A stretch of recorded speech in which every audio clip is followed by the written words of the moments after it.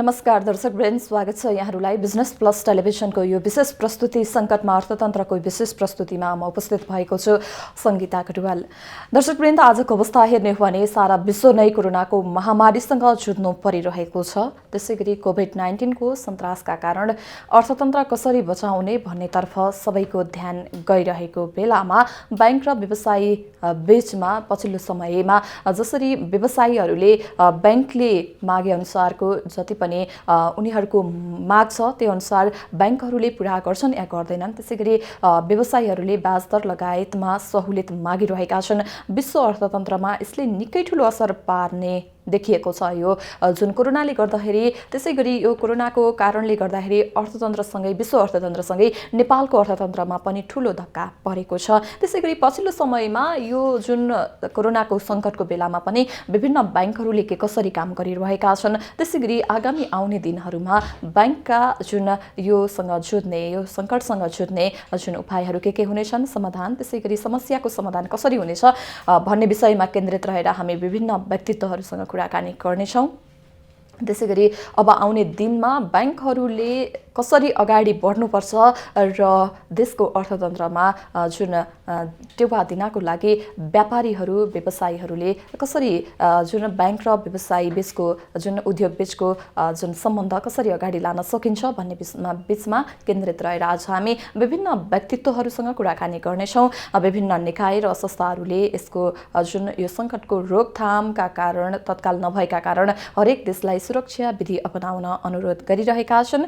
नेपाल राष्ट्र बैंकले कोरोना प्रभावित क्षेत्रका ऋणीहरूको ब्याज दरमा 2% छुट दिने निर्देशन पनि दिएको छ। तर यसको जुन उद्योगी व्यापारीहरूले यतिले पुग्दैन, अझै केही राहतको प्याकेज ल्याउनुपर्छ भन्ने उद्योगीहरूको माग रहेको छ। त्यसैगरी यो बीचमा हेर्दाखेरि बैंक र उद्योगी बीच अलिकति कुरा बाँझिएको पनि देखिन्छ। त्यसैगरी वाणिज्य बैंकहरूले निक्षेपको ब्याज दर 1 देखि 1.5% सम्म घटाउने पनि भएका छन्। वित्तीय प्रणालीमा तरलताको अवस्था सहज रहेको, ऋण प्रवाह सुस्त भएको, बैंक दर घटेको लगायतका कारणले बैंकहरूले निक्षेपको ब्याज घटाउने निर्णय पनि गरेका समाचारहरू आइरहेका छन्। यसै विषयमा केन्द्रित रहेर आज हामी विभिन्न व्यक्तित्वहरूसँग कुराकानी गर्नेछौँ र पछिल्लो समयमा यो कोरोनाले बैंकिङ क्षेत्रमा पारेको प्रभाव के कस्तो रहेको छ, त्यसैगरी अर्थतन्त्र यतिखेर ओह्रालो लागिरहेको बेलामा सबै क्षेत्रहरू यतिखेर ठप्प अवस्थामा रहेको छ र यो सङ्कटले नेपालको बैंकिङ क्षेत्रलाई कुन हदसम्म असर गर्छ र यसको समाधानका लागि बैंकहरू यसको समाधानका लागि तत्पर छन् कि छैनन् भन्ने विषयमा केन्द्रित रहेर आज हामी विभिन्न व्यक्तित्वहरूसँग कुराकानी गर्नेछौँ। बैंकिङ क्षेत्रका समस्या समाधान कसरी गर्न सकिन्छ लगायत ग्राहकहरूले सेवा लिने प्रक्रिया कसरी चलिरहेको छ, त्यसैगरी जति पनि सरल बैंकिङ सेवामा के कस्तो खालको खुकुलो बनाइएको छ, बैंकिङ नीतिहरू के कस्ता रहेका छन्, अबको कारोबार तुरुन्तै गतिशील हुने उपायहरू के हुन सक्छन् भन्ने विषयमा केन्द्रित रहेर आज हामी विभिन्न व्यक्तित्वहरूसँग कुराकानी गर्नेछौँ। त्यसैगरी यो कोरोनाले गर्दाखेरि अलिकति एउटा पाठ पनि सिकाएको छ। डिजिटल बैंकिङ कारोबारलाई प्रोत्साहन गर्नको लागि पनि केही पाठ सिकाएको छ र यस विषयमा बैंकहरूले के कस्तो खालको गृह कार्य गरिरहेका छन् भन्ने विषयमा केन्द्रित रहेर आज हामी कुराकानी गर्नेछौँ। यतिखेर हामीसँग प्रत्यक्ष जोडिनु भएको छ सनराइज बैंकका डेपुटी जनरल म्यानेजर रबिन नेपालजी हुनुहुन्छ। उहाँसँग कुराकानी गरौँ। स्वागत छ यहाँलाई डेपुटी साहब। नमस्ते, धन्यवाद। अहिले यो जुन यो कोरोनाको कारणले गर्दाखेरि यतिखेर सबै अर्थतन्त्र ओह्रालो लागिरहेको बेला छ, सबै क्षेत्र ठप्प अवस्थामा रहेको छ। त्यसैगरी यो सङ्कटले नेपालको बैंकिङ क्षेत्रलाई कुन हदसम्म असर पर्ने देख्नुहुन्छ यहाँले? अर्थतन्त्रको जुनसुकै एरियामा असर गरे पनि अल्टिमेटली गएर ब्याङ्कलाई असर गर्छ नै, किनभने सबै ब्याङ्कसँग जोडिएका हुन्छन्। बैंक अर्थतन्त्रको मेरुदण्ड भएर बसेको हुन्छ। बैंकलाई प्रत्यक्ष अप्रत्यक्ष असर गर्छ र गरिरहेको हुन्छ।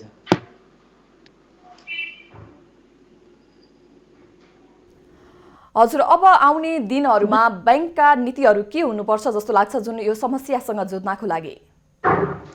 यस्तो छ, यसमा केही सर्ट टर्म मेजर्सहरूको कुराहरू आउन सक्छ र केही चाहिँ लङ टर्म मेजर्सको कुराहरू आउन सक्छ। सर्ट टर्ममा अहिलेको स्थितिबाट कसरी पार पाउने भन्ने कुराहरू हो।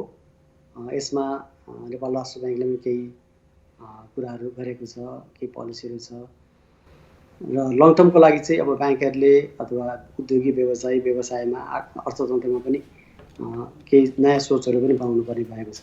र नेपालको स्थितिमा हेर्ने हो भने हामी मुख्य रूपमा हाम्रो अर्थतन्त्रमा रिमिटेन्सले ठुलो ठाउँ ओगटेको थियो। तर अहिले आएर अब हाम्रा धेरै विदेशमा काम गर्ने दाजुभाइ दिदीबहिनीहरू फर्किनुपर्ने स्थिति देखिएको छ। अब यसले गर्दाखेरि त्यो बाहिरबाट आएका त्यत्रा मानिसलाई कहाँ इम्प्लोइमेन्ट दिने भन्ने कुरो ठुलो सवाल भएर आएको छ।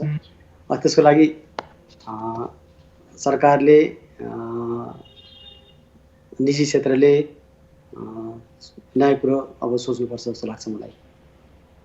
हजुर, जस्तै अहिले ग्राहकहरूले सेवा लिने प्रक्रिया कसरी चलिरहेको छ यहाँहरूको जुन यहाँ कार्यरत रहेको ब्याङ्कमा चाहिँ? अब ब्याङ्कहरूले केही वर्ष अगाडिदेखि नै आफ्नो केही कुराहरूलाई चाहिँ आफ्नो केही कार्यक्रमहरूलाई चाहिँ डिजिटाइज गरेर आएका छन्। त्यसले गर्दाखेरि अहिलेको स्थितिमा केही सरल भएको म देख्छु। किनभने ग्राहकहरू ब्याङ्कमा नआइकन पनि सामान्य कारोबार गर्नलाई घरमै बसेर पनि काम गर्न सक्ने स्थिति देखिएको छ। यो प्रक्रिया थिएन भने सबै मान्छे ब्याङ्कमा आउनुपर्ने हुन्थ्यो र ब्याङ्कमा आउँदाखेरि अहिले लकडाउनको स्थितिमा बाहिर मुभमेन्ट पनि गर्न नहुने, हिँड्न पनि नहुने स्थितिमा कारोबार गर्न, आर्थिक कारोबारको लागि गाह्रो हुने थियो।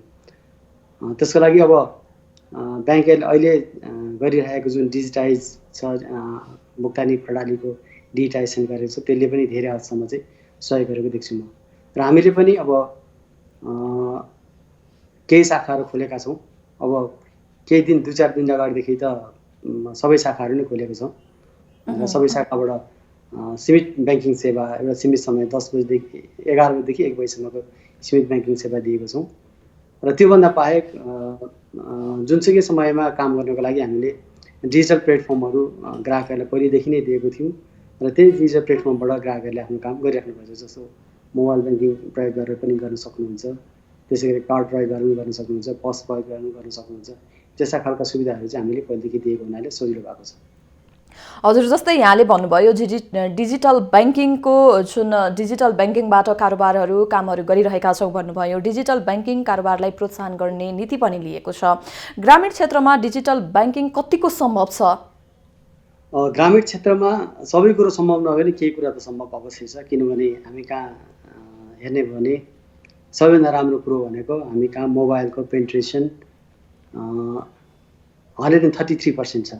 भनेको जति पपुलेसन त्योभन्दा बढीको मोबाइल सेवा लिएको छन्। कसैले बढी लिएको होला, एउटाभन्दा बढी लिएको होला। त्यो भएको हुनाले यसको पहुँच गाउँ गाउँसम्म पनि छ र त्यो डिजिटल ब्याङ्किङ मोबाइलसम्म पनि हामीले ब्याङ्कहरूले दिएको हुनाले गाउँ गाउँका हाम्रा ग्राहकहरू पनि त्यसबाट लाभ लिन सक्नुभएको छ। जस्तै एउटा यहाँलाई उदाहरण दिन्छु। हामीले एउटा रिचार्ज गर्नको लागि मिस कल ब्याङ्किङ सेवा भनेर दिएको थियौँ। त्यसमा स्मार्टफोन नभए पनि फिचर फोनबाट पनि त्यो सेवा सुविधा ग्राहकहरूले लिन सक्नुहुन्थ्यो।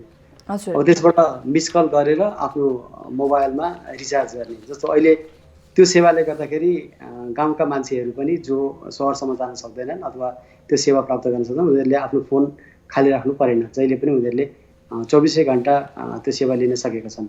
यस्तै खालका धेरै सेवाहरू छन् जुन हामीले ग्रामीण क्षेत्रसम्म नै पुर्याउन सकेका छौँ र इन्टरनेटको पहुँच सँगसँगै ती सेवाहरू गाउँ गाउँसम्म लैजानलाई सजिलो हुन्छ। हजुर, जस्तै सरकारले ब्याङ्किङ सेवामा केही खुकुलो पनि बनाएको छ। अब कारोबार तुरुन्तै गतिशील हुने यहाँले के कति देख्नुहुन्छ?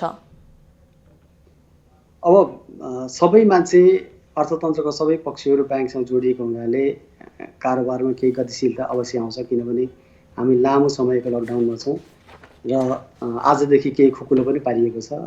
विभिन्न क्षेत्रहरूलाई छुट दिएको छ, भनौँ न, काम गर्नलाई छुट दिएको छ। उद्योग धन्दाहरू पनि खोल्नलाई छुट दिएको छ। निर्माण व्यवसायहरू पनि काम गर्नलाई छुट दिएको छ। त्यो हुनाले अर्थतन्त्रसँग जोडिएका यावत क्षेत्रहरू भएको हुनाले मलाई लाग्छ अब ब्याङ्कको कारोबारहरू पनि पहिलेभन्दा लकडाउनको स्थितिभन्दा त अलिक बढेर जान्छ जस्तो लाग्छ।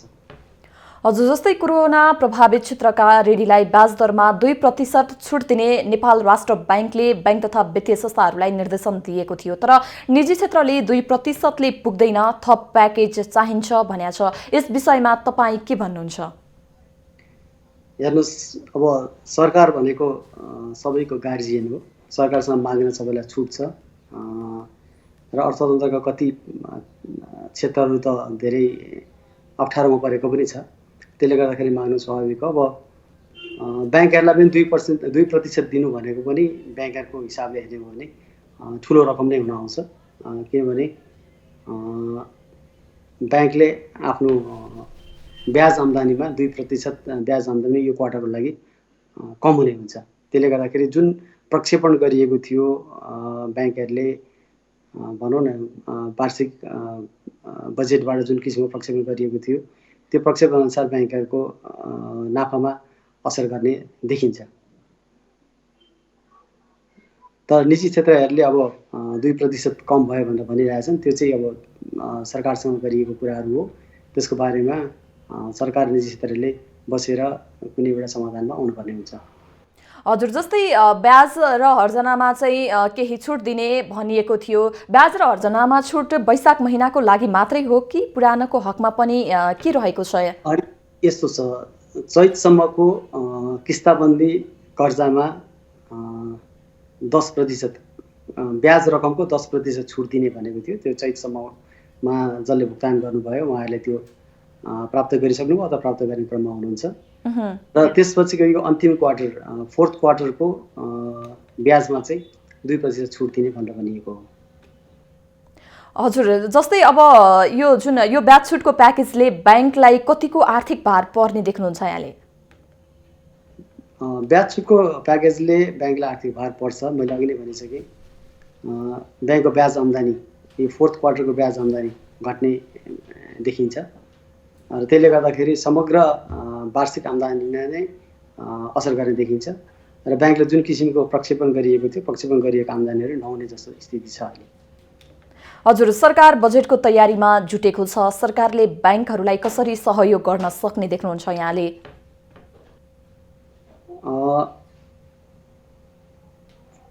ब्याङ्कहरूलाई अब मुख्य गरी के छ भने ग्राहकलाई कसरी संरक्षण गर्ने र ग्राहकहरूले आफ्नो व्यवसाय कसरी चलाउने, पहिलो चिजमा कसरी आउने भन्ने कुरो हो। त्यसको लागि केही सुविधाहरू ब्याङ्कहरूलाई पनि दिनुपर्ने हुन्छ। जस्तो ग्राहकहरूले तिर्ने पैसालाई हामी लङ टर्मसम्म लिएर जान सक्छौँ। त्यस्तो खालको व्यवस्थाहरू राष्ट्र ब्याङ्कबाट गरिनुपर्ने हुन्छ र त्यो व्यवस्था राष्ट्र ब्याङ्कले पक्कै पनि गर्ने नै छ। जस्तो मोरेटोरियम दिन सकिन्छ ग्राहकहरूको लागि, जसले गर्दाखेरि भोलि नै तिर्नुपर्ने पैसा अथवा यो क्वार्टरभित्रमा तिर्नुपर्ने पैसा अथवा यो वर्षभित्रमा तिर्नुपर्ने पैसालाई इलोङ्गेटेड गर्न सकिन्छ, पछिसम्म तिर्नलाई लिएर जान सकिन्छ।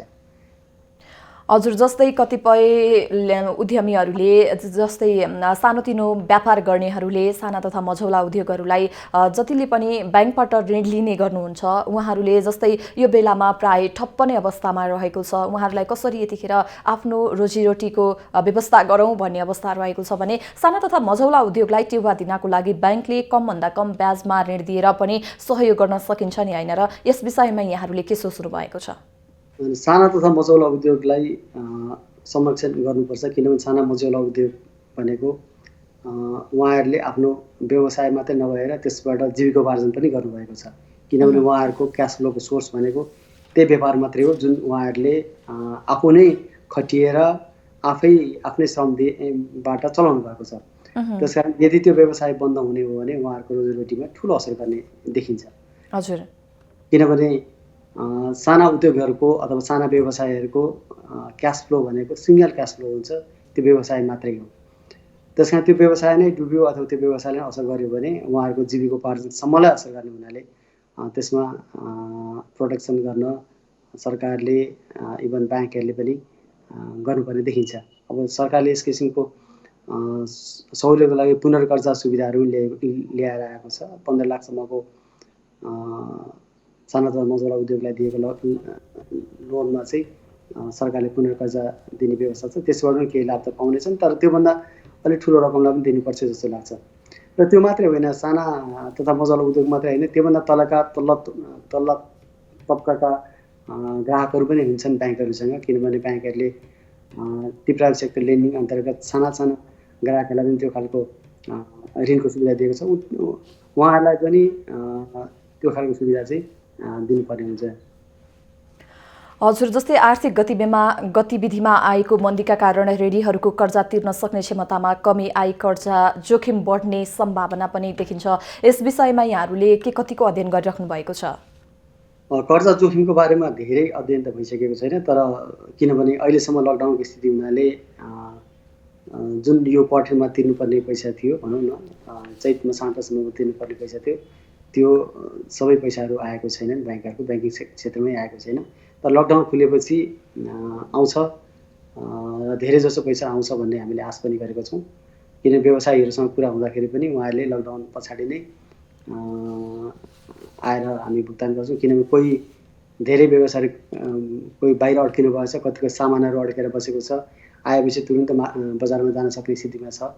त्यो भएको हुनाले अहिले नै सबै कुरो समीक्षा गर्नलाई त गाह्रो हुन्छ होला, तर निश्चय पनि यो लकडाउनको स्थितिले ब्याङ्कहरूको जोखिम बढ्ने अथवा कर्जा जोखिम बढ्ने चाहिँ देखिन्छ। हजुर, जस्तै सरकारसँग निजी ब्याङ्कहरू चाहिँ कसरी समन्वय गरेर जाने, कसरी अगाडि बढ्ने सोच्नु भएको छ यहाँहरूले? राष्ट्र ब्याङ्क र सरकारसँग यहाँहरूले केही माग राख्नु भएको छ? त्यस्तो खालको मागको बारेमा त मलाई थाहा भएन, तर निजी ब्याङ्कहरूको छाता सङ्गठन ब्याङ्कर एसोसिएसन छ, ब्याङ्कर एसोसिएसनले राष्ट्र ब्याङ्कसँग छलफल गरि नै हाल्छ, किन राष्ट्र ब्याङ्क हाम्रो रेगुलेटर पनि हो। उनीहरूसँग राष्ट्र ब्याङ्कसँग छलफल गरेर केही एउटा समस्याको समाधान त निकाल्न सक्छ। हजुर, अलिकति अगाडि यहाँले भन्दै हुनुहुन्थ्यो हामीले 11 बजेदेखि नै 1 बजेसम्म ग्राहकहरूलाई सेवा दिइरहेका छौँ भनेर भन्दै हुनुहुन्थ्यो। ब्याङ्कहरूले सेवा त दिइरहेका छन्, सेवासँगै कोरोना विरुद्धको सतर्कतामा कतिको ध्यान दिनुभएको छ? कोरोना विरुद्धको सतर्कतामा एकदमै ध्यान दिएको छ। हामीले हाम्रा जुन शाखा खोल्ने शाखाहरूमा सेनिटाइज गरेको छौँ र जुन सोसियल डिस्टेन्सिङको कुराहरू छ, त्यो सोसियल डिस्टेन्सिङको प्रोटोकलहरूलाई हामीले पूर्ण रूपमा पालना पनि गरेको छौँ। त्यसै गरी हामीले फ्रन्टलाइनमा काम गर्ने हाम्रा कर्मचारीहरूलाई मास्क अनि त्यसै गरी ग्लोभ्सहरू वितरण गरेको छौँ र जुन यो कोभिडबाट बच्ने प्रोटोकलहरू छ, प्रोटोकलहरूलाई पूर्ण रूपमा पालना गरिएकै स्थिति छ।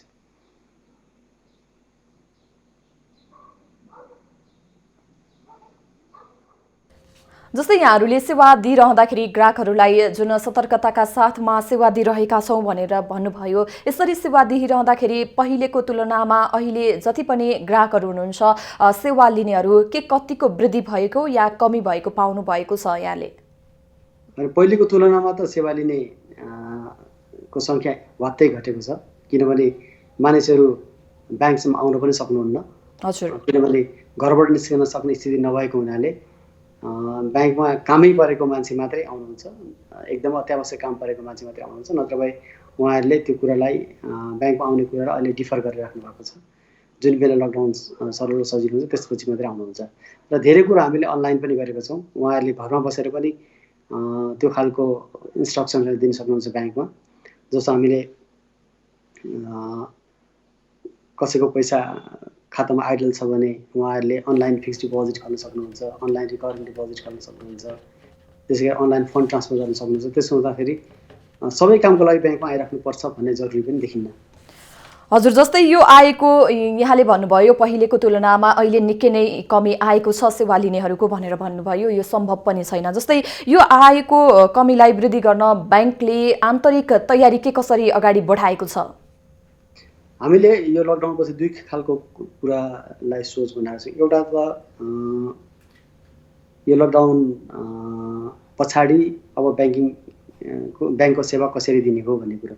त्यसमा अघि नै मैले एउटा यहाँलाई भनिसकेँ, अब डिजिटल ब्याङ्किङलाई अलिकति अगाडि सशक्त रूपमा लिएर जानुपर्ने हुन्छ, जसले गर्दाखेरि ग्राहकहरू ब्याङ्कसम्म आउनुपर्ने स्थिति नै सिर्जना नहोस्, उहाँले घरमा बसेर नै त्यो सेवा लिन सक्नुहोस्। यदि त्यो सेवा उहाँले लिन सक्नुभयो भने यस खालको कुनै पेन्डेमिक भयो अथवा ब्याङ्कसम्म आउन सक्ने स्थिति भएन भने पनि ग्राहकहरूले घरमा बसेर त्यो घरमा अथवा आफ्नो कार्यालयमा बसेर ब्याङ्किङ सेवा लिन सक्नुहुन्छ। हजुर। त्यसको लागि चाहिँ अब हामी मात्रै तयार भएर पनि भएन, ग्राहकहरू पनि तयार हुनु पर्यो र त्यसबाट कति कुराहरू राज्यको जिम्मामा बन्छ, राज्यको जिम्मामा भएका कुरा राज्यले पनि पुरा गरिदिनुपर्ने हुन्छ। त्यसपछि मलाई लाग्छ ब्याङ्कमा ग्राहकहरू आइराख्नुपर्ने स्थिति बिस्तारै बिस्तारै कम भएर जान सक्छ। हजुर, अहिले देश लकडाउनमा रहेको छ र कतिपय जति पनि लगानी गर्नुभएको छ, उद्योग व्यवसायमा लगानी गर्नुभएको लगानी यतिखेर सङ्कटमा परेको देखिन्छ। यो बेलामा ठुलो लगानी हुन सक्ने र यो कोरोना पछाडि यो कोरोनाको सङ्कटको समाधान भइसकेपछि ठुलो लगानी हुने सम्भावना कतिको देख्नुहुन्छ यहाँले? लगानी त यस्तो छ, लगानी भनेको त आवश्यकताको कुरा हो होइन।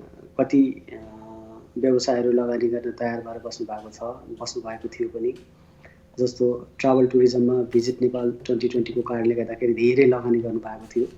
नयाँ होटलहरू बन्ने क्रममा थियो, नयाँ होटल बनिएको थियो, त्यसै गरी ट्राभल टुरिज्म सम्बन्धी कामहरू पनि धेरै भएको थियो। अब त्यो कामलाई निरन्तरता दिनलाई अहिले तुरुन्त गाह्रो भए पनि यो स्थिति सधैँभरि यो स्थिति त रहने छैन। यो स्थितिबाट पार पाउने बित्तिकै त्यस्ता खालको व्यवसायहरू फेरि अगाडि बढ्छन्, फेरि चल्छन्। हामीले अलिकति यो विषयमा सकारात्मक पनि भएर सोच्नुपर्ने हुन्छ, किनभने सधैँभर हामी लकडाउनको स्थितिमा बस्छौँ त त्यो त पक्कै पनि होइन। लकडाउनको स्थिति भोलि गएर अन्त्य होला, किनभने विभिन्न रिसर्च इन्स्टिट्युसनहरूले भ्याक्सिनमा प्रयोग गरिरहेका छन्, बनाइरहेका छन्। त्यो भएको हुनाले पछि गएर भविष्य उज्जवल छ भन्ने हिसाबले। हजुर, जस्तै यहाँले भनेअनुसार अब यो लकडाउन खुलिसके पछाडि चाहिँ जुन यो लकडाउनसँगै लगानीको वातावरण हुनेछ भनेर भन्नुभयो यहाँले, के यहाँहरू यो जुन लकडाउन खुलिसकेपछि यहाँहरू कर्जा दिनको लागि तयारी हुनुहुन्छ त? यदि कोही त्यस्तै खालको लगानी गर्ने खालको व्यक्तिहरू आउनुभयो भने? ब्याङ्क त जहिले पनि तयारी भएर बसेको हुन्छ, खालि के भने कर्जाको माग कस्तो हुन्छ, लिक्विडिटीको स्थिति कस्तो हुन्छ, बजारमा पैसा हुन्छ हुँदैन भन्ने कुरा मात्रै हो। त्यो कुरा नत्र भए त ब्याङ्कको काम भनेको त पैसा जम्मा गर्ने र लगानी गर्ने नै हो। लगानी गर्ने ब्याङ्कहरू जहिले पनि तयार भएर बसेका हुन्छन्, सानो लगानी होस् अथवा ठुलो लगानी होस्। खालि के भने हामीले प्रायोरिटीको एरियाहरू छुट्याउनु पर्ने हुन्छ। अब मलाई के लाग्छ भने धेरै हाम्रा मान्छेहरू विदेशबाट फर्किएको हुनाले कृषिमा लगानी बढ्न सक्छ, बढाउनु पर्ने हुन्छ। त्यसै गरी कन्स्ट्रक्सन बिजनेसहरू जहाँ धेरै मान्छेलाई हामीले रोजगारी दिन सक्छौँ त्यस्ता खालको बिजनेसहरू बढ्न सक्छ। त्यो निजी क्षेत्रले र सरकारले पनि त्यस्तो क्षेत्रमा लगानी गर्नुपर्ने देखिन्छ र त्यसको लागि ब्याङ्कहरू लगानी गर्नलाई तयारै भएर बसेका छन्। हजुर, जस्तै यहाँहरूले ब्याङ्कबाट ऋण दिनुभएका जति पनि व्यक्तिहरू हुन्छ, जति पनि उद्योगहरूलाई ऋण दिनुभएको छ, जस्तै यहाँहरूले ऋण जसरी ब्याज तिर्ने विषयमा चाहिँ ग्राहकहरूसँग ब्याज उठाउने विषयमा के कस्ता खालका नीतिहरू, के कस्ता खालका सहुलियतहरू जुन यहाँहरूले दिइराख्नु भएको छ अहिले चाहिँ? होइन, सहुलियत भनेको त यस्तो छ, पहिलो कुरा ब्याज भन्ने कुरो ऋण लिएपछि ऋणको ब्याज तिर्नुपर्छ, त्यो सबैलाई थाहा भएकै कुरा हो। र सहुलियत भनेको अब मैले अघि नै भने चैत मसान्तसम्मको ब्याजमा किस्ताबन्दी कर्जाको ब्याजमा ब्याजको रकममा 10% छुट राष्ट्र ब्याङ्कले भनेको छ, सोही अनुसार हामीले पनि प्रदान गरेको छौँ। त्यसै गरी अब यो लास्ट क्वार्टरको ब्याजमा 2% छुट भनेको छ, त्यो 2% छुट केही एरियाहरूलाई छोडेर जहाँ बिजनेसलाई कुनै पनि असर नगरेको, लकडाउनको कारणमा असर नगरेको बिजनेस बाहेकका एरियालाई छोडेर राष्ट्र ब्याङ्कले दिएको निर्देशनअनुसार दिन ब्याङ्कहरू तयार गरेर बसेका छन्। जस्तै नेपाल ब्याङ्क एसोसिएसनले पनि केही नियमहरू बनाएको हुन्छ, त्यो नियमहरूमा यहाँहरू चलिरहनुहुन्छ, तर सनराइज ब्याङ्कले चाहिँ के कस्ता खालका आन्तरिक पद्धतिहरूमा के कसरी चेन्ज गरेर र यहाँहरूको जुन ब्याङ्कले दिने सेवा सुविधामा चाहिँ के कसरी वृद्धि गरेर लाने सोचमा हुनुहुन्छ यहाँहरू? सनराइज ब्याङ्कले धेरै महत्त्वको साथ हेरेको भनेको डिजिटल ब्याङ्किङलाई नै हो। यो लकडाउनको पिरियडलाई पनि हामीले डिजिटल ब्याङ्किङलाई निकै प्रमोट गरेर गयौँ र यसमा हामीले हाम्रो आन्तरिक स्ट्याटिस्टिक्स हेर्ने भने पनि लकडाउनको पिरियडमा डिजिटल ब्याङ्किङ प्रयोगकर्ताहरूको सङ्ख्या फत्तै बढेको देख्छु म। र हामीले त्यस किसिमको इन्फ्रास्ट्रक्चरहरू तयार गर्ने क्रममा छौँ, कति गरि पनि सकेको छौँ। र समग्र रूपमा हेर्ने भने ब्याङ्कले ग्राहकलाई दिने सेवा सुविधालाई बढाएर जानुपर्ने हुन्छ, जसले गर्दाखेरि ग्राहकको सन्तुष्टि बढेर जान्छ। त्यसको लागि ग्राहकलाई सजिलो र भरपर्दो सेवाको लागि हामी जहिले पनि तयार भएर बसेका छौँ र आन्तरिक रूपले त्यो तयारी पनि गरिरहेका छौँ। यो सङ्कटको बावजुदमा पनि जुन लगानीको वातावरण बनाउन जुन ब्याङ्क सम्बन्धित निकाय नेपाल राष्ट्र ब्याङ्क र सरकारबाट चाहिँ के कस्तो खालको वातावरण सिर्जना गर्नुपर्छ जस्तो लाग्छ यहाँलाई?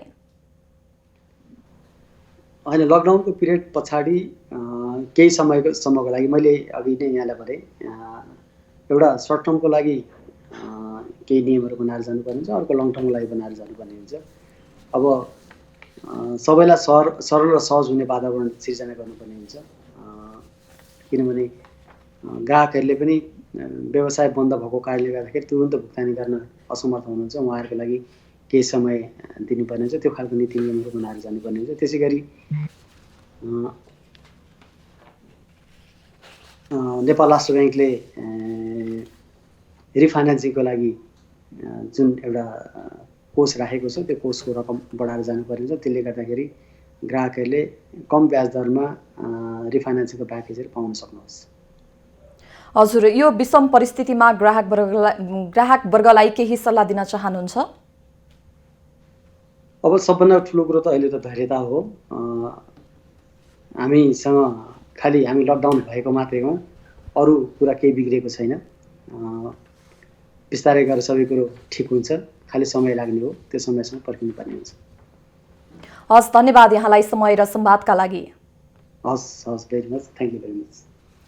दर्शकवृन्द, हामीसँग हुनुहुन्थ्यो सनराइज ब्याङ्कका डेपुटी जेनरल म्यानेजर रविन नेपालजी हुनुहुन्थ्यो। उहाँले भन्दै हुनुहुन्थ्यो जुन जति पनि अब आगामी आउने दिनमा लगानीको वातावरण कसरी सिर्जना गर्न सकिन्छ, त्यसै गरी सम्बन्धित निकाय नेपाल राष्ट्र ब्याङ्क र सरकारबाट के कस्तो खालको पहल हुनुपर्छ भन्ने विषयमा केन्द्रित रहेर हामीसँग कुराकानी गर्दै हुनुहुन्थ्यो। त्यसै गरी सनराइज ब्याङ्कले के कस्ता खालका सेवा सुविधाहरू दिँदै आएको छ र आगामी आउने दिनहरूमा के कसरी अगाडि बढ्नेछ भन्ने विषयमा केन्द्रित रहेर हामीसँग कुराकानी गर्दै हुनुहुन्थ्यो। दर्शकवृन्द, यतिखेर देश जुन आर्थिक गतिविधि ठप्प भएको अवस्थामा जति पनि ब्याङ्क र उद्योगीहरू बीचको नङ र मासुको जस्तो सम्बन्ध हुने भएकाले ब्याङ्कहरूले के कसरी आफ्नो कार्यहरू अगाडि बढाइरहेका छन्, उद्योगी व्यवसायीहरूलाई सहुलियत दिने विषयमा के कसरी गृह कार्य गरिरहेका छन् भन्ने विषयमा केन्द्रित रहेर आज हामी विभिन्न व्यक्तित्वहरूसँग कुराकानी गरिरहेका छौँ।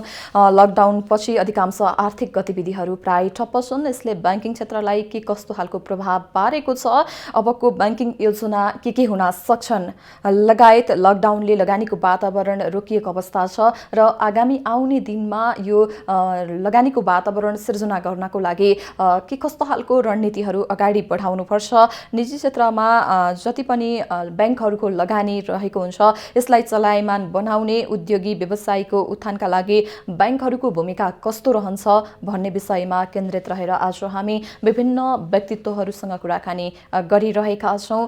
त्यसै गरी अब हामी केन्द्रित हुनेछौँ लकडाउन पछि अधिकांश आर्थिक गतिविधिहरू ठप्प भएको अवस्थामा ब्याङ्किङ क्षेत्र कसरी अगाडि बढाउन सकिन्छ, सरकारले ब्याङ्किङ क्षेत्रलाई माथि उठाउन के गर्नुपर्ने हुन्छ लगायत बजेट अधिवेशन पनि सुरु भइसकेको अवस्था छ। सरकारले लगानीको वातावरण ब्याङ्किङ सुविधाका प्रक्रियालाई कसरी सम्बोधन गर्न सकिन्छ भन्ने विषयमा केन्द्रित रहेर हामी कुराकानी गर्नेछौँ।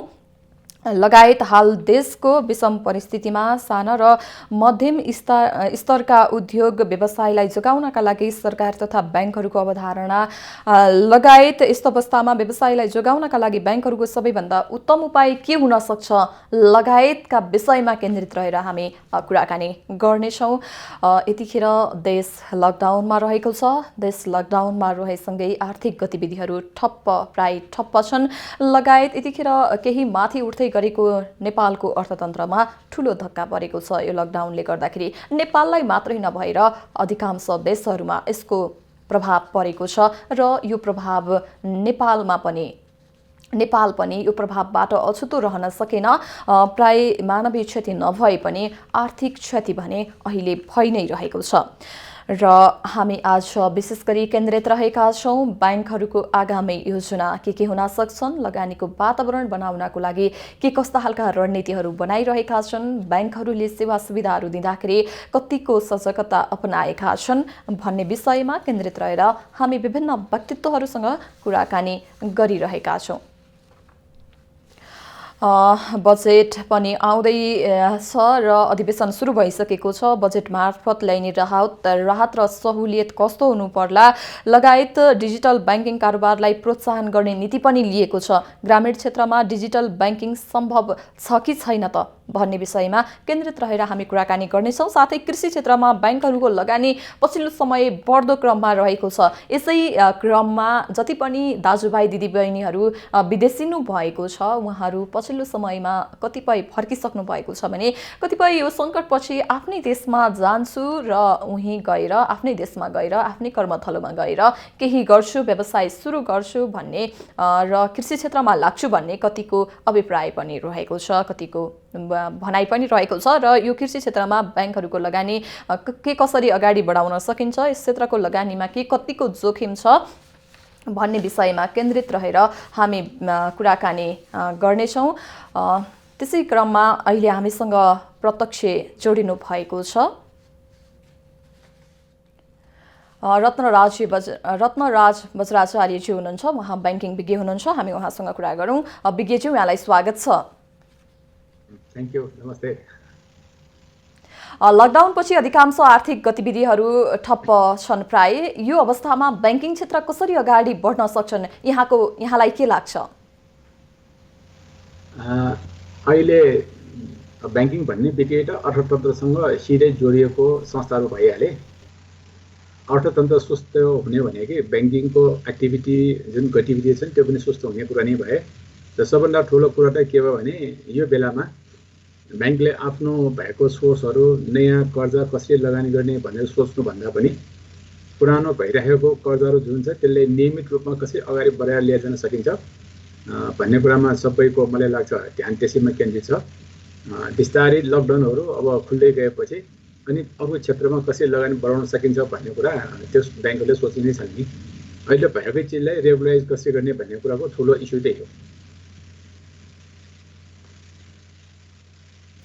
हजुर, जस्तै अहिले यो जुन लकडाउनले गर्दाखेरि कतिपय प्राय ठप्प आर्थिक गतिविधिहरू ठप्प छन् यहाँले पनि भनिसक्नु भएको छ। सरकारले बैंकिङ क्षेत्रलाई माथि उठाउन के गर्नुपर्ने देख्नुहुन्छ यहाँ? हैन, बैंकिङ क्षेत्रलाई माथि उठाउने भनेको चिज कस्तो भने बैंक आफैले पनि सक्षमतापूर्वक आफ्नो कामहरू गरिआएकै छन्। राष्ट्र बैंकको चाहिँ त्यसमा सहयोग पनि छन्, सरकारको पनि सहयोग छन्। अहिले बैंकलाई माथि उठाउने भनेको चाहिँ बैंकलाई चाहिँ थप पुँजी दिएर अथवा थप पैसा दिएर होइन कि अहिले जुन एउटा बजारमा ब्याज दर घटाउनु पर्यो हैन, बैंकले यो लिनु भएन त्यो लिनु भएन भनेर जुन किसिमको एउटा के भन्छ अब अहिले मागहरू आइरहेछन् भन्नु त्यो जायज पनि हो। व्यवसायहरूलाई गाह्रो भएको बेलामा बैंकलाई चाहिँ हामीले ब्याज दिनु गाह्रो हुन्छन् भन्ने कुरा स्वाभाविकै हो। अब बैंकलाई माथि उकास्ने हो भने अब बैंकले चाहिँ आफ्नो कर्जा लगानी गरेको चिजको ब्याज पनि नपाउने अथवा ब्याज कम पाउने अनि त्यो कर्जा लगानी चाहिँ भोलि उठ्ने नउठ्ने अथवा चाहिँ कति दिनपछि त्यसलाई मैले व्यवसायहरू राम्रोसँग सञ्चालन भइसकेपछि उसले पैसा कहिले दिन्छ त फिर्ता भन्ने कुराको जुन टाइम ग्याप जुन हुन्छ नि यो मोरेटोरियम पिरियड भन्छौँ हामीहरू। अहिले दिएको जुन कर्जा छ त्यो कर्जा उठाउनुको लागि सबैको व्यवसायहरू राम्रोसँग चलिसकेपछि भन्न 2-3 महिनापछि मात्रै उसले बिस्तारै तिर्न सुरु गर्छ भने यो 2-3 महिनामा बैंकहरूलाई कसरी सर्भाइभ गर्ने भन्ने कुरा पनि आफ्नै ठाउँमा एउटा ठुलो चुनौती त्यहाँ छ। अब सर्भाइभ भन्ने कुरा कस्तो हुन्छ भन्दाखेरि आज बैंकलाई चाहिँ 2 पैसा भनौँ न यो क्वार्टरको अथवा चैत्रको ब्याज आएन भन्नेमा बैंकहरू चल्नै नसक्ने भन्ने कुरा होइन।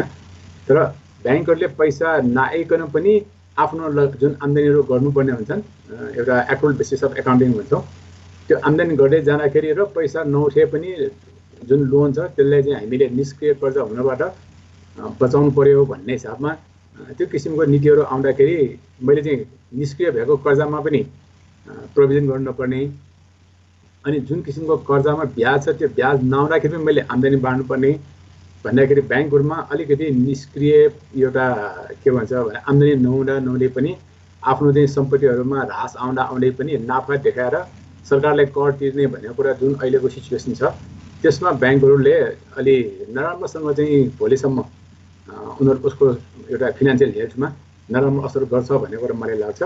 त्यसकारण चाहिँ अहिले सरकारले ब्याङ्कहरूलाई उकास्नको लागि उसलाई कुनै ठुलो प्याकेज स्टिमुलस अथवा चाहिँ त्यो दिनु जरुरी छैन, तर उसको चाहिँ एकाउन्टिङ जुन प्र्याक्टिसेस जुन छ त्यसमा चाहिँ मतलब अवास्तविक रूपमा चाहिँ नाफा देखाएर अथवा अवास्तविकपूर्ण नाफा छ भनेर त्यसमा कर लिने अथवा चाहिँ अन्यथा राज्यबाट उसले फेरि चाहिँ कर तिर्दै जाऊ, तिम्रो नाफा तिमी पछि उठाउँदै जाऊ भन्ने किसिमको एउटा व्यवहार नभइदियो हुन्थ्यो भन्ने लाग्छ मलाई। हजुर, जस्तै अहिले बजेट अधिवेशन पनि सुरु भइसकेको छ, सरकारले लगानीको वातावरण ब्याङ्किङ सुविधाका प्रक्रियालाई कसरी सम्बोधन गर्न सकिन्छ, के हुन सक्छन्, यस विषयमा पनि अलिकति प्रश्न बनाइदिनुहोस्। हैन, ब्याङ्किङ भनेको कुरा के हो भने तपाईले चाहिँ अब विगतको 20-25 वर्षको इतिहास हेर्ने हो भने नेपालको ब्याङ्किङले यति राम्रोसँग विस्तार गरेको छ। अब तत्कालै हाम्रो गणतन्त्र आइसकेपछि पनि 7वटा प्रदेशहरूमा ब्याङ्किङको हरेक एउटा गाविससम्म अथवा चाहिँ स्थानीय निकायसम्म ब्याङ्कहरूले आफ्नो शाखा खोल्नुपर्छ भनेर राष्ट्र ब्याङ्कले जुन नीति ल्याए त्यो अनुसार 753वटै निकायहरूमा ब्याङ्क नपुगे पनि झन्डै मलाई लाग्छ 5-6 मात्रै बाँकी होला। हजुर, अब यो सबै ठाउँ पुगिसकेपछि ब्याङ्कले आफ्नो त्यहाँ उपस्थिति जनाइसकेपछि त्यो अनुसार एउटा त्यहाँको लोकल आर्थिक गतिविधिमा ब्याङ्कहरू संलग्न हुनु पर्यो। हजुर, र त्यो संलग्न भएको ब्याङ्क जाने बित्तिकै त्यो भरेर सबै कुरा बढ्ने भने नि तर बिस्तारै ब्याङ्किङको बानी बस्दै गइसकेपछि ब्याङ्कमा आएर ब्याङ्कबाट सहुलियत ऋणहरू लिएर अगाडि बढिसकेपछि ब्याङ्कको पनि त्यहाँ उपस्थिति राम्रो हुँदै गयो भने लोकल इकोनोमीमा ब्याङ्कले चाहिँ धेरै ठुलो फर्को अथवा चाहिँ योगदान चाहिँ गर्न सक्छ। र यो चिजलाई अहिले मान्छेहरूले इन्फर्मल सेक्टरबाट जुन किसिमको जस्तै अब साहुमादनबाट पैसा लिएर आफ्नो कामहरू गरिरहेका थियन् त्यो सबै चिजलाई ब्याङ्कमा उनीहरूलाई चाहिँ कसरी परिणत गर्न मिल्छ, ब्याङ्कमा आउनुको लागि कसरी चाहिँ हामीले उनीहरूलाई एउटा प्रोत्साहित गर्न सकिन्छ, मान्छेलाई जानकारी दिन सकिन्छ, त्यो कुरा भएपछि त मान्छेहरू ब्याङ्कमा कामको लागि एक लेभलको अब कम्फोर्ट फिल गरेर आयो भने ब्याङ्कको त्यो सानो ठाउँमा चाहिँ गएर आफ्नो उपस्थिति जुन जनाएको ठाउँ छ त्यसको चाहिँ उपादेयता चाहिँ फुलफिल हुन्छन्। सरकारले गर्ने काम पनि गरिसकेका छन्, ब्याङ्कले गर्ने काम पनि गरिसकेका छन्, तर बिचमा कता एउटा मिसम्याचहरू जस्तो भइराखेको मलाई अनुभव छ। जस्तै अब अहिले भने जस्तै ब्याङ्क चाहिँ गाउँमा गयो भन्ने बित्तिकै गाउँमा चाहिँ सबै कुरा हरहरसरी विकास हुने भनेको त होइन। ब्याङ्कले त फिनान्सियल इन्टरमिडिएटको रूपमा काम गरेर जनतालाई एउटा सस्तो एउटा के भन्छ कस्टमा लोन दिने हो नि। 20-22 25% 30%सम्मको स्थानीय एउटा साहुमादनबाट पैसा लिएर चलाएको सानो गाउँको इकोनोमीमा ब्याङ्कहरू गएर 10-12%मा लोन दिन्छ भने अझ सरकारले जुन किसिमको सहुलियत कर्जाहरू दिएका छन् त्यो कर्जामा जाँदाखेरि त 7-8%मा जुन ब्याजहरूमा उनीहरूले लगानी गर्दाखेरि ब्याजमा जुन अनुदान छ त्यो अनुदानलाई उनीहरूले चाहिँ जानकारी दिएर त्यसमा काम गर्दाखेरि त मलाई लाग्छ ब्याङ्कहरूले जुन किसिमको एउटा विकासको लागि आफ्नो चाहिँ एउटा फिनान्सियल इन्स्ट्रुमेन्ट भनौँ न लिएर गएर एउटा पुँजीलाई चाहिँ त्यो जिल्लासम्म अथवा चाहिँ सानो ठाउँसम्म पुँजी लिएर जुन गइरहेको छ त्यसबाट त्यहाँ चाहिँ आर्थिक विकास हुनलाई चाहिँ सहयोग हुने हो। तर यो मैले भनेको प्रब्लम कहाँ छ भन्दाखेरि त्यसलाई हामीले एउटा एवेरनेस क्रिएसन गर्नेतर्फ हामी गर्न सकिरहेको छैनौँ कि। अब तपाईँ एउटा कल्पना गरौँ न, एउटा धेरै सानो ठाउँमा एउटा ग्रामीण क्षेत्रमा एउटा के हुन्छ भन्दाखेरि ब्याङ्कको स्टाफहरू भनेको 3 जना हुन्छ म्याक्सिमम् होइन त। अहिले आएको डिपोजिट अलिकति लिने किन कामै हुँदैन, थुप्रो मान्छे स्टाफ राखेको काम पनि छैन। अब त्यो 3 जना मान्छेहरू बसेको एउटा शाखामा त्यहाँको म्यानेजर भयो अथवा स्टाफहरूले गाउँमा भरि सबै मान्छेहरू गाउँ पनि फेरि 2-3 किलोमिटर चाहिँ एकचोटि जाँदाखेरि नपुग्ने पनि ठाउँ पनि हुनसक्छन्। त्यस्तो ठाउँमा गएर सरकारको यो प्रोग्राम आएको छ, ब्याङ्कले यो सुविधा तिमीले दिएको छन् भनेर उनीहरू त्यहाँ हेरेर त्यो एवेरनेस क्रिएसन गर्न जानुको लागि उनीहरू सक्षम हुँदैनन् क्या। किन हुँदैनन् भन्दाखेरि उनीहरूसँग एउटा म्यान पावर धेरै कम भएको हुनाले गाउँमा उनीहरू त्यो किसिमको एउटा प्रोपोगन्डामा भनौँ अथवा त्यो मेसेज फैलाउनुको लागि जुन काम चाहिँ ब्याङ्कले एउटा गर्नुपर्ने हुँदा पनि गर्न सकिरहेको अवस्था छैन। त्यसकारण त्यहाँको स्थानीय निकायहरू भयो, गभर्मेन्टले भयो, सबै मिलेर ब्याङ्कहरूले के गरिरहेका छन् त अहिले स्थानीय निकायमा चाहिँ ब्याङ्कहरूले दिइराखेको सहुलियतपूर्ण कर्जाहरू ब्याज अनुदानहरू केमा छन् त भनेर सबै मान्छेहरूलाई एउटा राम्रोसँग जानकारी पनि दिनु पर्यो। र यो जानकारी एउटा के विशेष कुरामा ख्याल केमा गर्नु पर्यो भन्दाखेरि ब्याङ्कले कर्जा दिने भनेको सिधै होइन त, किनभने त्यो जति पनि कर्जा सरकारले त्यसलाई सहुलियतपूर्ण कर्जा देऊ भन्दै पनि त्यसको जोखिमबाट ब्याङ्कले उठाएको हुन्छ नि। भोलि त्यो पैसा ऋणहरू नउठेको अवस्थामा कसैले पनि ब्याङ्कलाई तिम्रो यो कर्जा नउठेकोले तिमीलाई हामी यो अनुदान दिन्छौँ यो राहत दिन्छौँ त भन्न आउँदैन। भनेको त्यो सबै कर्जा ब्याङ्कले आफ्नै सोर्सबाट जोखिम बेहोर्नु पर्ने हुनाले ब्याङ्कले कर्जाको डिमान्ड आदिहरू कसैले चिठी एउटा दियो भन्दैमा कर्जा खरर बाँध्ने भन्ने कुरा हुँदैन। उसले त्यो कर्जा लिने मान्छेको एउटा उपादेयता, उसको चाहिँ काम गर्न सक्ने क्षमता, उसले गर्न सक्ने कामको चाहिँ ब्याङ्कको ऋण ब्याज तिर्न सक्ने उसको क्यापेसिटी जे छ त्यो सबैलाई मिनिमम रूपमा एनालिसिस गरेर न उसले पैसा दिने कुरा हुन्छ नि। हजुर, यो कुरा जसले चाहिँ यो किसिमको एउटा भनौँ न सहुलियत कर्जाहरू अथवा ब्याज अनुदान विषय सरकारले चाहिँ आफूले ल्याएको पोलिसीलाई सबैमा राम्रोसँग बुझ्ने गरी यो कुराहरू फैलाइदिनु पर्यो। यो कुरालाई चाहिँ एउटा एवेरनेस क्रिएसन गरेको अवस्थामा ब्याङ्कहरूमा पनि मलाई लाग्छ साहुमाजनमा गएर मैले पैसा लिँदाखेरि जति मेरो चाहिँ सुविधा हुन्थ्यो त्योभन्दा ब्याङ्कमा बढी सुविधा छन् भन्ने कुरा हामीले सबैलाई कन्भिन्स गराउन सक्यो भने ग्रामीण क्षेत्रसम्म ब्याङ्क अहिले पुगिसकेको अवस्थामा त्यसको एउटा युजफुलनेस हुन उपादेयता झन् राम्रोसँग स्ट्याब्लिस हुन हेल्प गर्छ। हजुर, जस्तै हाल देखिएको विषम परिस्थितिमा चाहिँ साना र मध्यम स्तरका उद्योग व्यवसायलाई जोगाउनको लागि चाहिँ सरकार तथा ब्याङ्कहरूको अवधारणा कस्तो हुनु आवश्यक देख्नुहुन्छ यहाँले?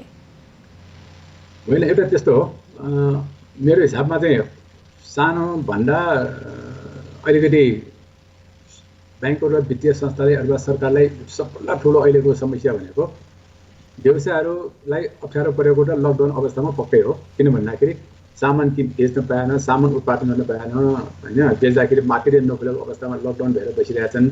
कसैको कति यो पेरिसेबल कुछ हुन्छ नि, नासुने चिजहरू जस्तो तरकारीहरू फलफुलहरू हो, उनीहरू टाइमली बेच्न सकेन भने खेर गयो होइन। यो अवस्थामा उनीहरूले जुन किसिमको एउटा समस्यालाई चाहिँ अहिले भोगिआएको छन् त्यसमा चाहिँ सबैको सहानुभूतिमा हुने पर्यो र त्यो व्यवसायहरूलाई हामीले समर्थन कसरी गर्न सकिन्छ त्यसलाई चाहिँ एउटा अगाडि बढ्नुको लागि जुन एउटा रेगुलर रूपमा उसलाई सपोर्ट कसरी चाहिँ दिन सकिन्छन् भन्ने कुरा सरकारले चाहिँ यसमा एउटा राहतको प्याकेज ल्याउनु पर्ने थियो। अब त्यसमा कतिपय यी सानो व्यापारीहरू व्यवसाय भन्ने हो भने सबैले ब्याङ्कमा कर्जा लिएको अवस्था पनि हुँदैनन् र ब्याङ्कमा कर्जा लिएको अवस्था भइहालेको अवस्थामा पनि ब्याङ्कले मात्रै छोडेर यिनीहरूलाई बचाऊ भन्ने कुराको जुन अवधारणा हामी लिइरहेको छौँ त्यो अवधारणा पनि आफैमा गल्ती छ। मैले अघि नै भने नि ब्याङ्कले त डिपोजिट रूपमा ल्याएको पैसाको लागि यसलाई फाइनेन्सियल इन्टरमिडिएट हिसाबले च्यानल गरेर उसलाई दिने हो। त्यो दिँदाखेरि आफ्नो पैसा पनि जोखिम लिएर पनि मूल्य पनि दिने हो। त्यो आफ्नो कस्ट अनुसार र आफ्नो सञ्चालन खर्च अनुसार पनि आफ्नो पैसा उठोस् भन्ने पनि हेर्ने हो। त्यहाँ त्यो कुराको लागि ब्याङ्कहरूले चाहिँ ल तिमी 2% देऊ 10% देऊ भनेर अथवा चाहिँ लिने मान्छेले हामी ब्याङ्कको ब्याज तिर्दैनौँ भन्ने खालले कुरा गर्दाखेरि त एक आपसमा एउटा अविश्वासको इन्भाइरोमेन्ट जुन क्रिएसन भइरहेछन् त्यो चाहिँ हुनु हुँदैन। कसैलाई चाहिँ मतलब यसले धेरै अप्ठ्यारो परेको छ यो कोरोना भाइरसले अथवा लकडाउनले गर्दाखेरि भएको छ भने त्यसलाई हामीले कुन ढङ्गले चाहिँ सहयोग गर्न मिल्छन् भन्ने कुराको सबैजना मिलेर काम गर्नुपर्ने हुन्छ। ब्याङ्कहरूले मात्रै ब्याजहरू घटायो भन्दैमा ठिक हुने कुरा पनि होइन। किनभने उसको जब सामान बेच्नुको लागि ठाउँ नै छैन, सामान उत्पादन गर्ने ठाउँ नै भइरहेको छैन, उसको र मेटेरियल पाइरहेको छैन, बजारै पाइरहेको छैन भने आज ब्याङ्कले 1-2 महिनाको ब्याज घटायो भन्नेमा ऊ ठाडै उपुस्ने अथवा चाहिँ भोलि तुण्डातुण्डै भलाचङ्ग उसको व्यवसाय हुने भन्ने कुरा हुन सक्दैन। अब यसमा एउटा सामान्य अर्को कुरा के हो भने नेपालको अहिले ब्याङ्कलाई भनौँ अथवा व्यवसायहरूलाई र सरकारलाई पनि सबभन्दा ठुलो समस्या भनेको हामी कहाँ डेटाबेस नहुने हो। होइन, डेटाबेस नहुने भनेको ल तपाईँ भनौँ न नेपालमा यस्तो साना व्यवसायहरू रजिस्टर भएको मान्छे व्यवसाय त साथ चाहिँ उद्योग विभागबाट हामीले भन्लान् होइन, घरेलु तथा साना उद्योग विभागले पनि भन्लान्। त्यो उद्योग चाहिँ उनीहरूले दर्ता भएको मात्रै कुरा भए होइन त कुन ठाउँमा के सञ्चालनमा आइरहेछन् कस्तो भइरहेछन् भन्ने कुरोको हामीसँग डेटाबेस नभएको हुनाले कस्तो उद्योग व्यवसायीलाई अथवा चाहिँ एसएमईहरूलाई हामीले कस्तो किसिमको राहत प्याकेज प्लानिङ गर्नुपर्ने हो भन्ने कुरा त्यो क्यालकुलेसन गर्न गाह्रो भइरहेछ। अब अनरेजिस्टर भएको उद्योग व्यवसाय अथवा एसएमईहरू पनि त्यो फालाफाली छन्, थुप्रै छन् होइन। त्यो सबै चिजलाई चाहिँ हामीले राहत दिने नाउँमा चाहिँ तरकारीलाई तिमीलाई यो भयो ऊ भयो भनेर चाहिँ डिस्ट्रिब्युसन गर्ने चिजमा मिलेन अथवा त्यो इक्विटेबल डिस्ट्रिब्युसन भएन भने पनि मान्छेले असन्तोष चाहिँ निकाल्छन् नि होइन। त्यस कारण चाहिँ एउटा अहिलेको समस्या भनेको डेटाबेसको हो। कसलाई कतिको असर परेको छन् भन्ने कुरा हामी हेर्दाखेरि सेक्टर वाइज भन्न सक्छौँ। जस्तै कृषिमा यो भयो होला, फलाममा यति भयो होला, सिमेन्टमा यति भयो होला भन्छौँ नि। अब तपाईँले एउटा मेरो सामान्य अस्ति म बाहिर यसो निस्केको थिएँ तरकारी किन्नको लागि। एउटा मैले गजबको कुरा सुनेँ क्या। एउटा त्यो सट्रो चाहिँ लगाएको थियो, सिमेन्ट बेच्ने साउजी रहेछ होइन, साउजी भनेको पसले भनौँ न। हजुर। सँगै चाहिँ बसेको एउटा अर्को मान्छेसँग गुनासो गर्दै थियो, मैले यो सिमेन्टलाई कसरी बचाउने। अब उसका भित्र चाहिँ त्यो होला 200-400 बोरा सिमेन्ट परिरहेको होला, हावाले चलिरहेछन्। अब सिमेन्ट त झन् ढिक्को भएर जान्छ। 1 महिनासम्म अथवा 1.5 महिनासम्म त्यो सिमेन्टले निकालेर युज गर्न सकेन भने त सिमेन्ट ढिक्को भएर गएपछि उसको जुन पीडा छ नि, अब त्यो सानो व्यवसाय भयो, 400-500 बोरा सिमेन्ट राखेर उसले कठिन नाफा खोजेको होला होइन, त्यो जीवनोपार्जनसम्मको व्यवसाय त हो नि। अब उसलाई आज 500 बोरा सिमेन्ट, उसको सिमेन्ट यो हावाहरूले गर्दाखेरि सिमेन्ट ढिक्क भएर गयो भने जुन उसको लस उसले भनिरहेको थियो, यो हामीले कल्पना गरेको भन्दा बाहिर भयो क्या अहिले। हजुर हजुर। मैले भने नि डेटा बेसिस छैन, कस्तो मान्छेले कस्तो किसिमको चाहिँ एउटा समस्यामा अहिले जुझिरहेका छन् भन्ने कुरा थाहा भएन हामीलाई।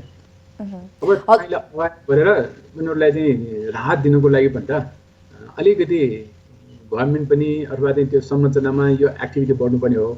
जस्तै अमेरिकामा अहिले जागिर मतलब टुन्डे कम्पनीको काम नभएपछि मान्छेले जागिरबाट निकाले नि होइन।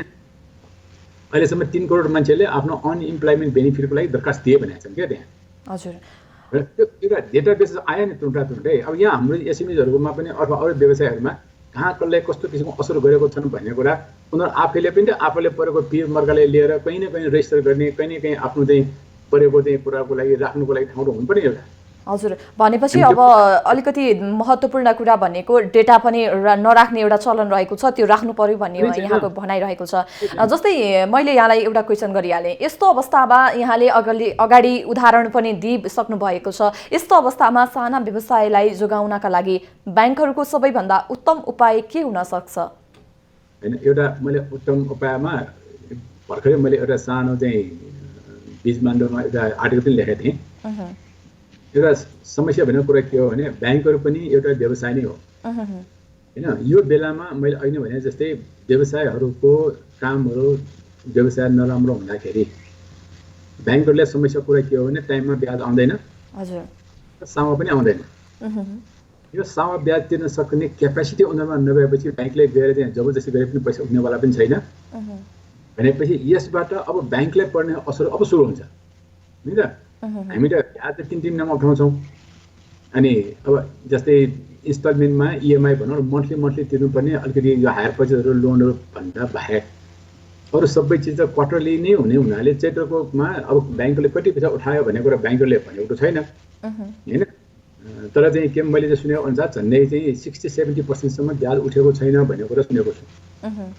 हजुर। जस्तै अब यहाँले भनिसक्नुभयो अझै ब्याज उठेको छैन भनेर भन्नुभयो, जस्तै ब्याङ्किङ क्षेत्रमा यो लकडाउनका कारण आउन सक्ने जोखिमहरूको न्यूनीकरण चाहिँ कसरी गर्न सकिन्छ जस्तो लाग्छ यहाँलाई? त्यही त भन्दैछु तपाईँलाई, यो सबै समस्या अब चैत्रको ब्याज उठेन, राष्ट्र ब्याङ्कले के भनेको छ भन्दाखेरि असारसम्म तिमीले ब्याज उठाए पनि भयो, साउन उठाए पनि भयो भन्ने कुरा भनेको हो। मैले अघि नै सुरुमै के भनेको भने यो त ब्याङ्कहरूलाई दिएको राष्ट्र ब्याङ्कले दिएको राहत होइन, यो साना व्यवसाय भनौँ अथवा अरू व्यवसायहरूलाई उनीहरूलाई पैसा तिर्नुको लागि दिएको अवधि लम्ब्याएको मात्रै हो होइन।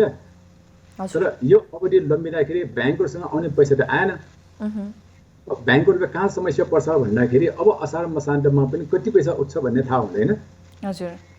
नौला नहुने पनि त्यो पैसालाई मैले आम्दानी सरह मानेर त्यो खराब कर्जालाई पनि असल कर्जा सरह मानेर अगाडि बढ्नु पर्यो भने यो बेलामा यो असार मसान्तमा त्यो बापत म कर त म तिरेर जान्छु होइन। र अब पछाडि चाहिँ गएर त्यो पैसा उठ्न सकेन, धेरै कुरा मतलब खराब हुँदै गयो भने त ब्याङ्कले त उठ्दै नउठेको पैसामा पनि त कर तिरेर अगाडि बढिसक्यो। अनि भनेपछि ब्याङ्कको फाइनेन्सियल के भन्छ सिचुएसन झन् खराब हुँदै जान्छ। यस्तै यही लामो हुँदै गयो भने त सबभन्दा बढ्ता मर्का पर्ने भनेको ब्याङ्करले हो। किनभने एउटा तपाईँले भन्नु न 100 अरबको लोन भएको ब्याङ्कमा तपाईँले 1% मात्रै कर्जा बिग्रेर खराब भयो भने 1 जान्छ। अब 1 अरब जाने भनेको उसको चाहिँ 6-7 महिनाको नाफा त्यही भयो नि होइन। 2 अरब कमाउने चाहिँ ब्याङ्कको लागि 1 अरब रुपियाँ चाहिँ त्यहाँ के भन्छ घाटा हुने भनेको मामूली कुरा भइसक्यो यहाँ त। आजभन्दा चाहिँ 1-2 वर्षपछि ब्याङ्कको सिचुएसन कस्तो हुन्छ त्यो चाहिँ म अलिकति नराम्रो सिचुएसन देखिरहेको छु।